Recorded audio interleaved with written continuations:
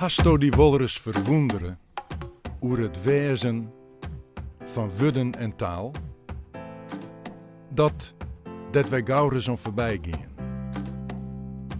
Letters en haar grote betjutting. Do hast de kans om die letter een podium en persoonlijkheid te gaan. Eén letter, één kunstenaar.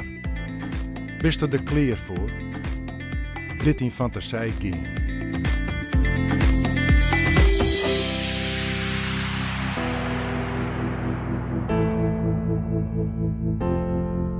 Say